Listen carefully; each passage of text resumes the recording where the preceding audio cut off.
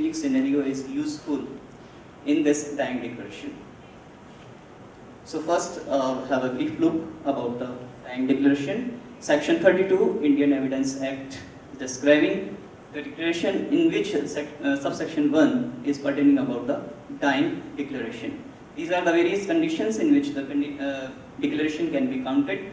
Mostly, section 32, subsection 1 is considered as a dying declaration. So what is a dying declaration? A person who is about to die would not lie. These are the common, you can say, the norms which code of law observe.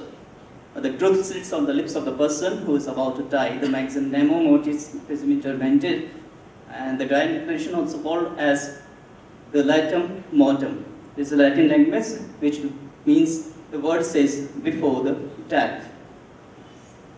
The form also dying declaration. There is no exact form that is set aside by the court to follow while registering the dying declaration. Any format, any written or oral statement of the deceased or of the person who is on the verge of the death can be recorded and considered as a dying declaration. But there are some unsaid,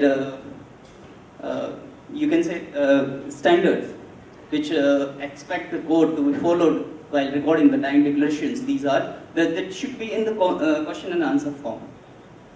Yes, this is difficult at the time when the person is on the verge of the death can answer your question, but whenever it is possible, it should be taken into the question answer forms.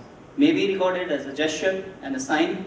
There is one case of Queen Empress versus Abdullah in the Allahabad High Court, in which the victim, which is female, was suffered a neck injury and a slit in her trachea, and the blood was clotted in her trachea. She was not able to tell something. She gave the declaration with her gesture.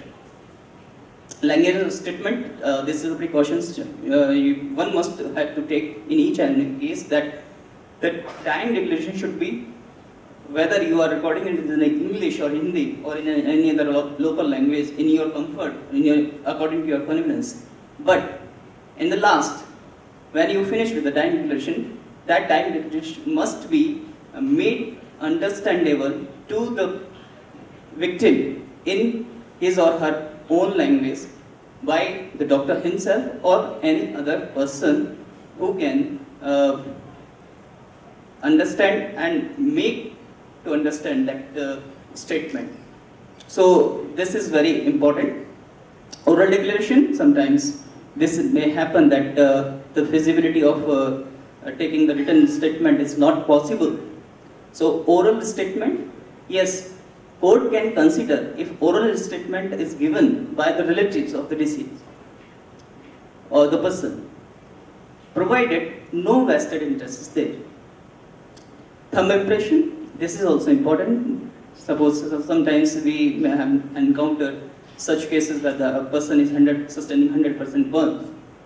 So how do you take thumb impression? So be vigilant about these points. Incomplete statement should not be there.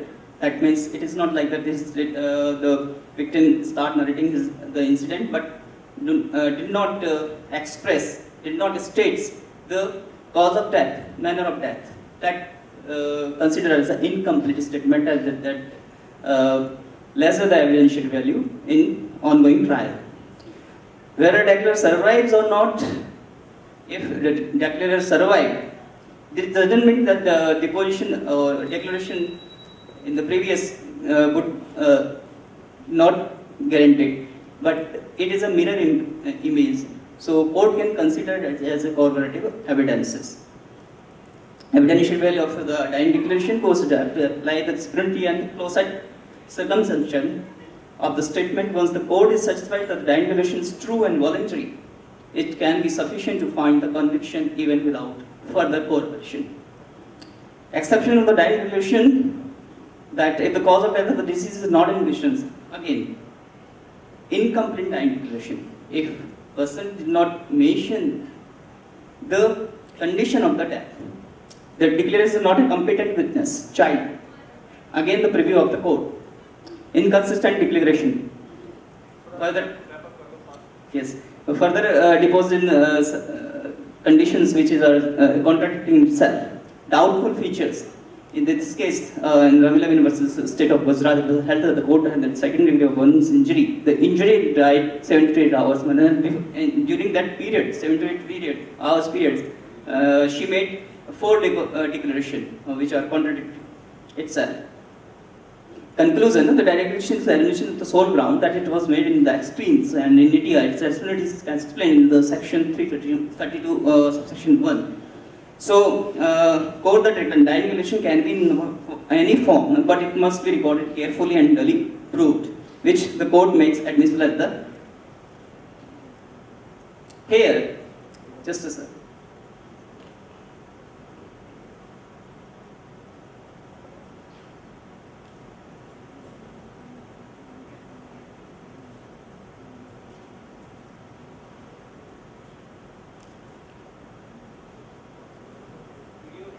Audio.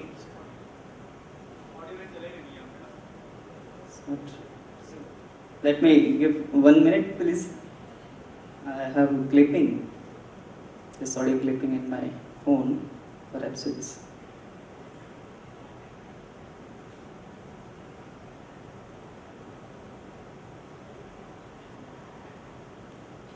Here I am. Try to playing this audio clip. I obtained from the IO of the case of suicidal poisoning.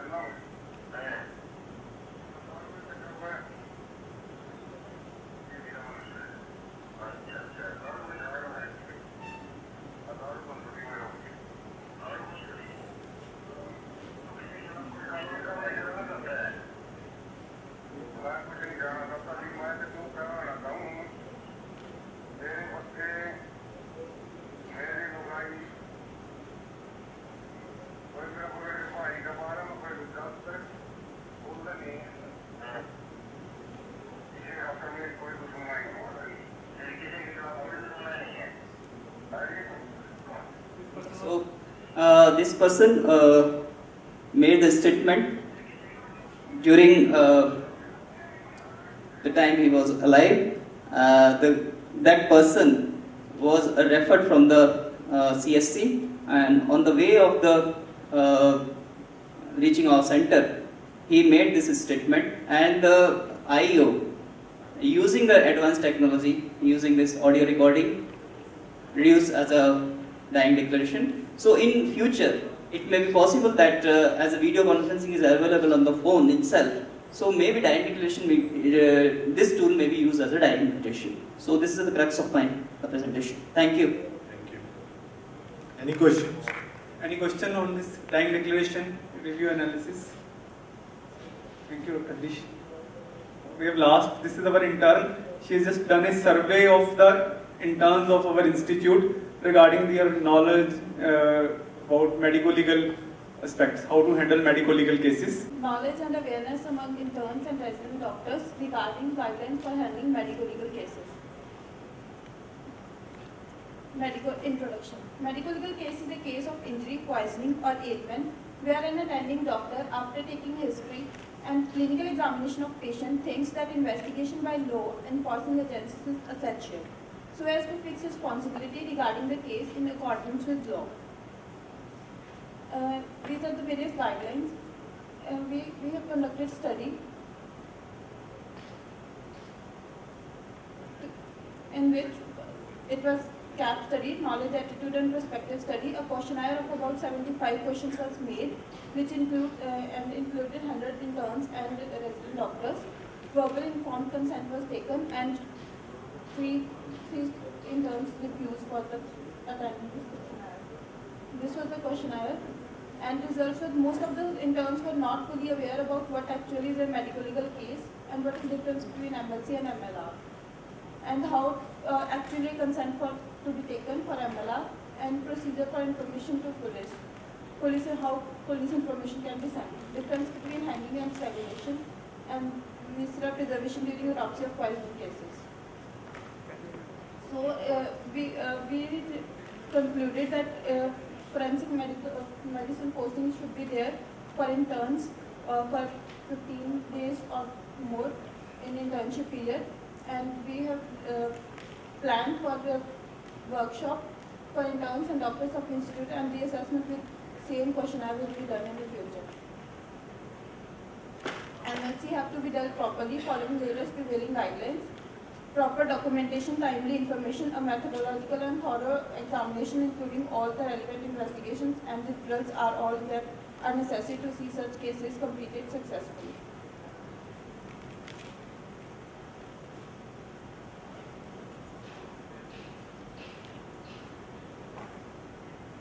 And these are the duties of EMO.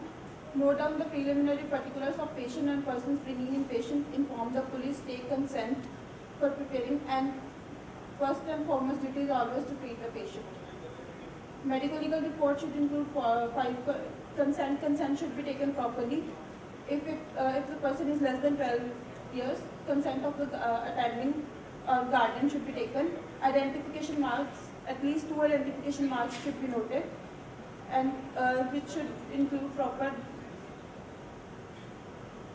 body of MLR, proper recording of the patient should be taken, and opinion always, if opinion should be given after the report, after radiological or surgeon notes. Opinion should not be given immediately if some report is pending. For postpartum examination, opinion shouldn't be given immediately.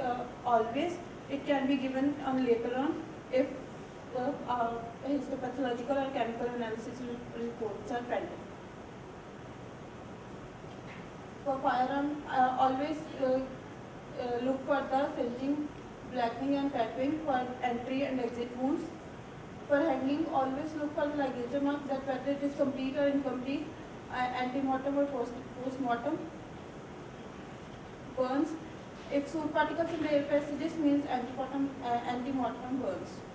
Poisoning, proper collection of viscera should be there, which should be collected properly and sent to the forensic department. Question? Chalo, it's a nice try. And the thing is that first you have to speak about, just advice to you. At first you have to speak about your presentation, and then the last you give the summary. It's not that you first give your summary of your presentation and then you start. Otherwise it was a good presentation. Nice. Thank you. So with this our post-oral presentations are over. I know we are late. So now we hand over the mic to our classmate team for next proceedings. GMC. And the second prize, Dr. Anju Wala, Department of Anatomy, Kanpur Kala, Sonipat.